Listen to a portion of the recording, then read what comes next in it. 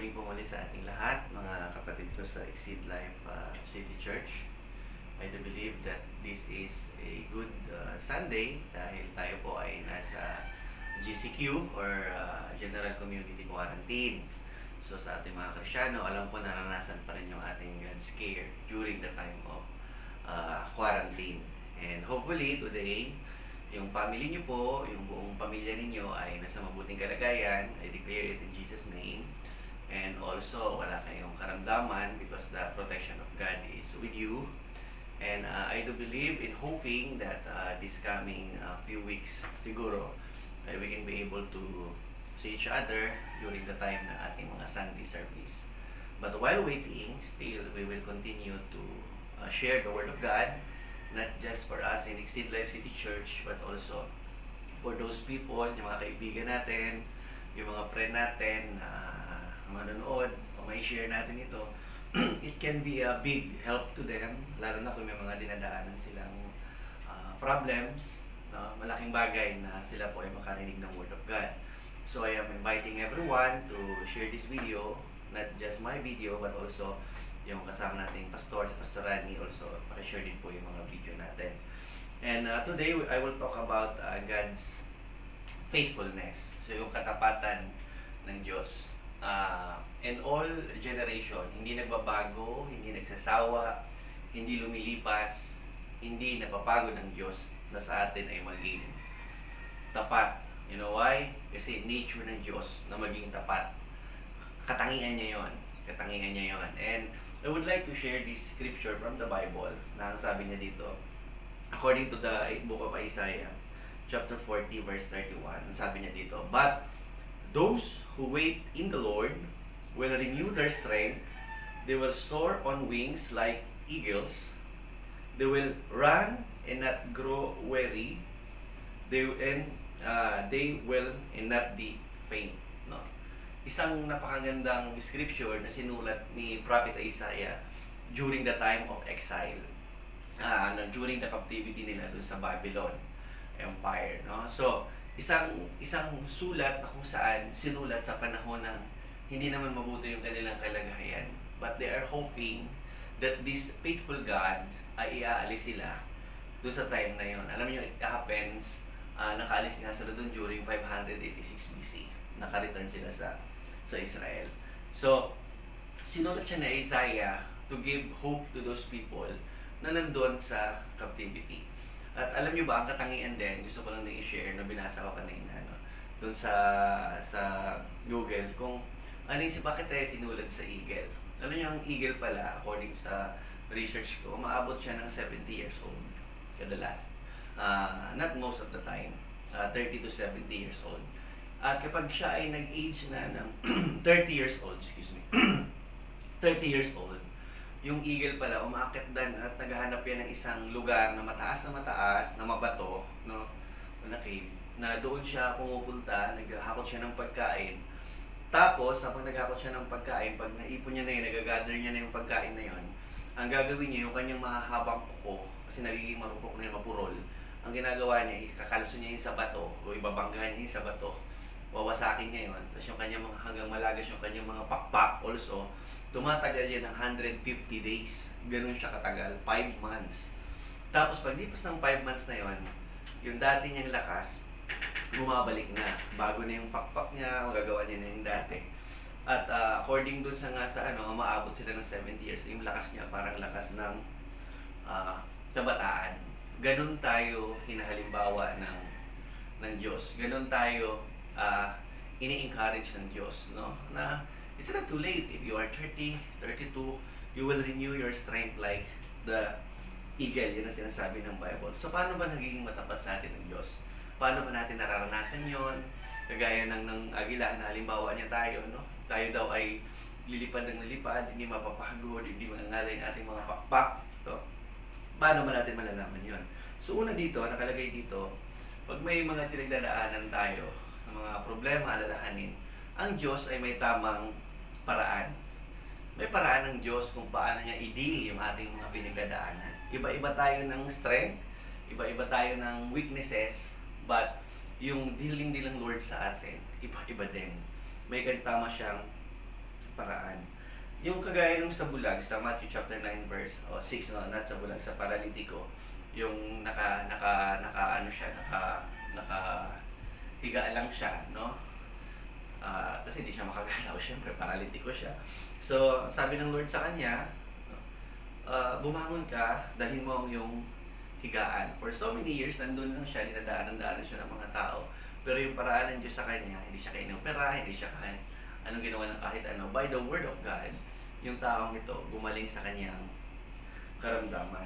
Also, kung titingnan natin si Gideon, no, during the time of war, no, unang-una nagkaroon siya ng 32,000 soldiers.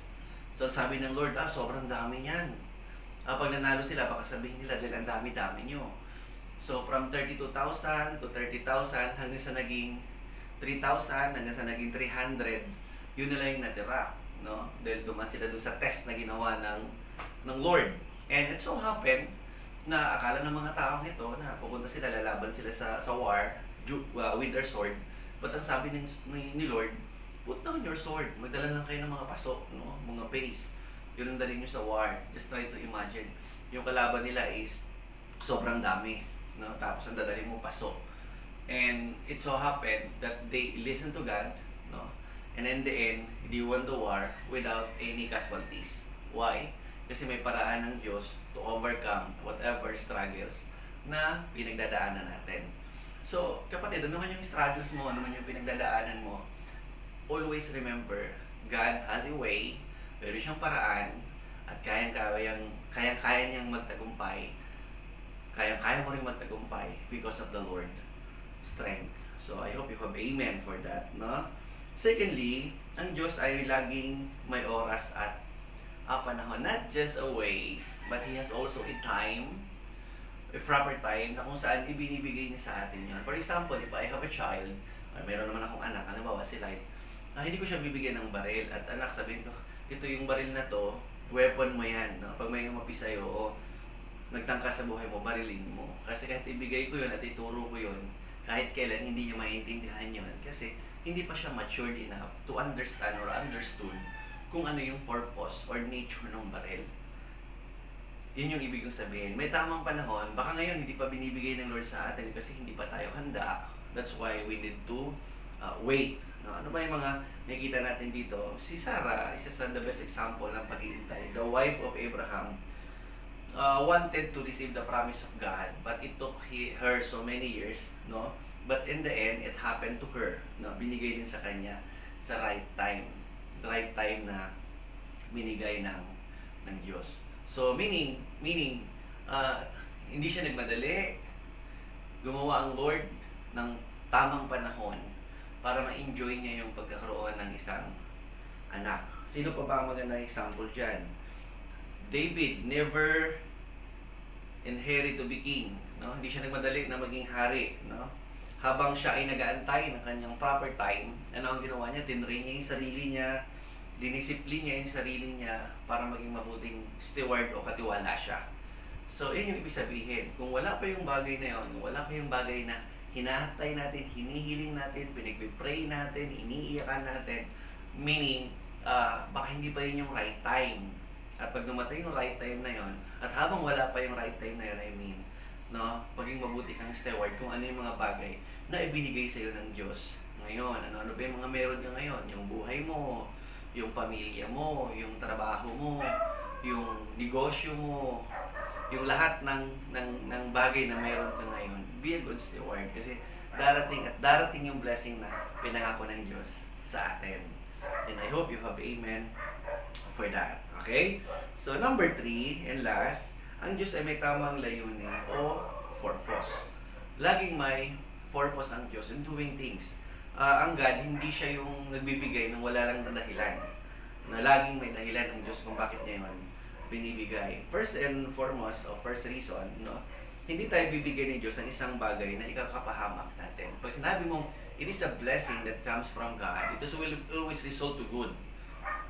You know, kasi ang God nga natin, He's a good Father. He will never give us things na kung saan it will destroy and it will create chaos in our life. Kasi He's a good God, He's a good Father. That's who He is. No? Ano ba magandang example dyan, no? ng ng mga ano. Hindi tayo pababayaan ng Diyos na nakalugmok. Na kung may pinagdadaanan ka ngayon, wala ka nang ginawa kundi umiyak, mag-struggle, hindi ka hayaan ng Diyos ng ganyan. Kasi mahal tayo ng Diyos. Mahal tayo ni Jesus. Namatay nga siya para sa atin eh. I always say that, no? He gave everything for us. He left the heaven for us. He died on the cross for us. He put himself into shame for us. So, ang dami-daming ginawa ng Lord para pabayaan ka lang niya, para mapahamak ka lang o maglugmo ka lang. Ang dami niya ginawa for us. No? Hindi tayo kayang gapiin ng kahit anumang mga bagay na yan. And the best example na, di ba, si Jehoshaphat. Nakita ng Lord, nalungkot siya, natakot siya sa dami niyang kaaway. Ang sabi ng Lord, nung nag-pray siya, lumapit siya kay Lord. Sabi, huwag kang matakot. This is what the preaching of Pastor Rani last time. Huwag kang matakot. No? Nag-fasting siya, nag-worship siya sa Lord.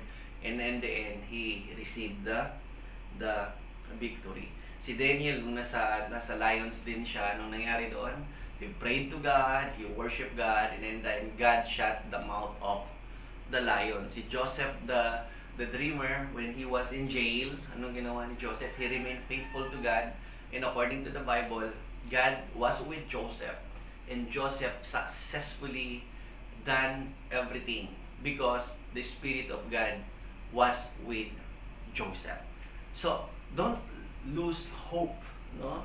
Why? Because God is with us. He's inside us. He's in our hearts. So, meaning, we can always have the victory because the Spirit of God and the power of God resides inside us. So, don't lose hope. So, I hope you have amen for that. Let me read some quotations. Ano? Sabi dito, time is precious. Make sure you spend it with the right people. So, binibigyan tayo ng Lord lahat ng mga time, no? Huwag mong hayaan na yung time mo mag-focus ka sa mga taong mali, sa mga influence na mali, sa mga problema, no? Kasi precious yung time. Enjoy it, savor your time. Enjoy mo talaga yung presence ng Lord sa buhay mo. Sabi pa ng isang quotation is, yesterday is history. So, don't live in the past. Tomorrow is a mystery. Hindi mo pa alam kung anong mangyayari bukas. And today is a gift. So, let's enjoy this day. Pag nakaka-receive ka ng gift, di ba, yung saya-saya mo, ito na, bubuksan mo na, So, pag nakita mo na yung gift mo, tapos gusto mo, lalo na, wow, cellphone, ang ganda, wow, laptop. Di ba, na-enjoy mo yun. God wants you to enjoy every day. So, don't focus your life in the past or in tomorrow.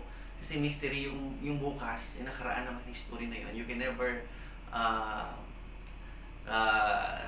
di mo na pwedeng balikan yun. I mean, no, hindi mo na pwedeng balikan yun. So, lastly, 3 things you cannot recover in life pag nawala mo to. The word after it is said, if it's said, no? Pag yung salita nasabi na, hindi mo na yung pwedeng bawiin. Wala na tayong magagawa dyan. Secondly, no, yung moment. When you miss the moment, sayang naman. Dapat i-enjoy mo yung moment mo. And third, yung nawalang time. No? Yung nawalang time. So, i-enjoy mo yung mga bagay na mayroon ka. Maging maingat ka sa salita, i-enjoy mo yung moment mo at gamitin mo yung oras mo.